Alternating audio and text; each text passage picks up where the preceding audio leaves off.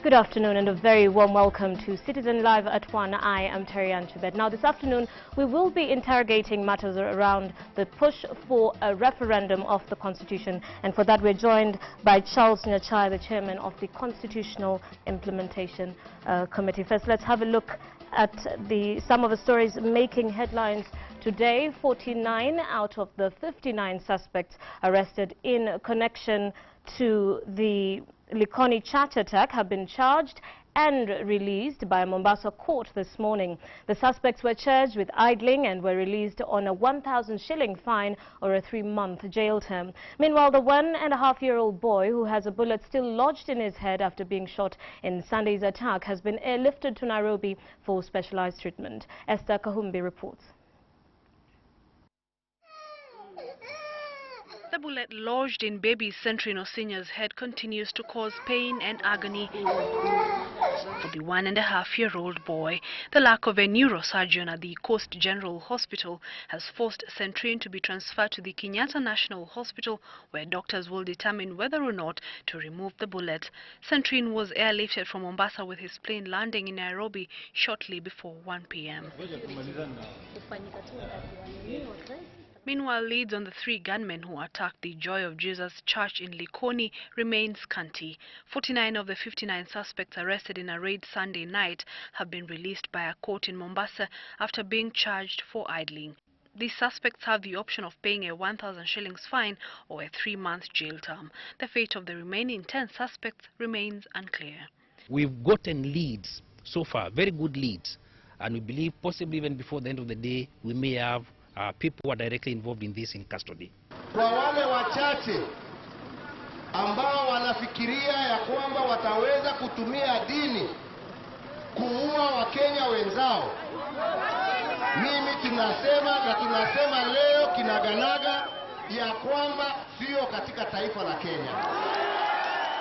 6 people died in the Sunday morning attack. Scores others were injured in the attack, 13 of who are still admitted in hospital. Esther Kahumbi, Citizen Live at 1. Christian leaders from Nyamira County have come out to oppose the County Finance Act 2013, which introduced levies for church activities. Dana Kariuki brings us that story.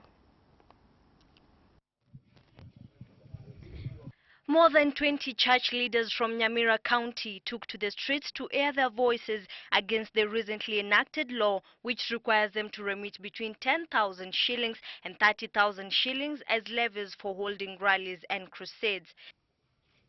When you frustrate the church, you are frustrating God.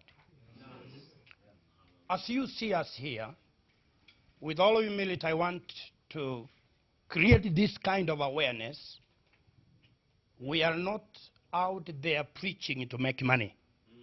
We are out there preaching because of the divine call which God has put in our hearts.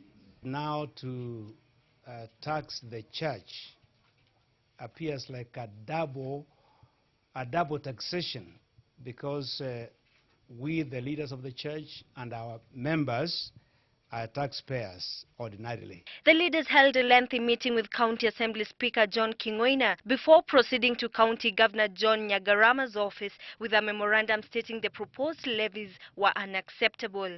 Taxing the word of God is a blasphemy in this world and before the God of heaven. County Finance and Planning Executive John Omanwa, however, blamed it on the misinterpretation of the Act. The problem we have ourselves.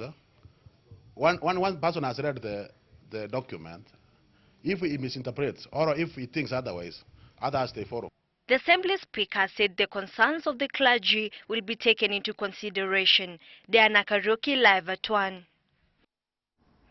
Now, prison officials have asked county governments to chip in and support efforts by the national government to boost health services for inmates countrywide. Speaking during an event to mark the World TB Day, Murang'a GK Prison's Commandant Billy Koshal said the huge number of inmates in the country's prisons has led to congestion, which now poses a challenge to prison health service providers. Inmates at Murang'a GK prison yesterday had a light moment with wardens and family members in marking the World Tuberculosis Day, celebrated annually on March 24th each year. We realize usually in prisons there is congestion, and that creates a very good environment for the spread of infectious diseases like tuberculosis. We have taken measures to ensure that we control the disease. A majority of prisons across the country face the challenge of contagious diseases that spread very easily amongst prisoners due to congestion in their facilities. We work closer in maintaining good health conditions in our prison, because our prison is a bit congested. It's not so much congested as compared to other institutions. Murang'a GK Prison Commandant Bill Koshal said that prison authorities have put in place measures to prevent the spreading of contagious diseases by setting aside rooms to isolate the TB patients, but the isolation of facilities cannot serve the high number of inmates in such facilities. Wamaitha Shuru, Citizen at 1. Now, in recent months, there has been quite a consistent push for a referendum, and it has become more and more consistent, raising questions about whether we as Kenyans really understood what we were passing in 2010. And to join us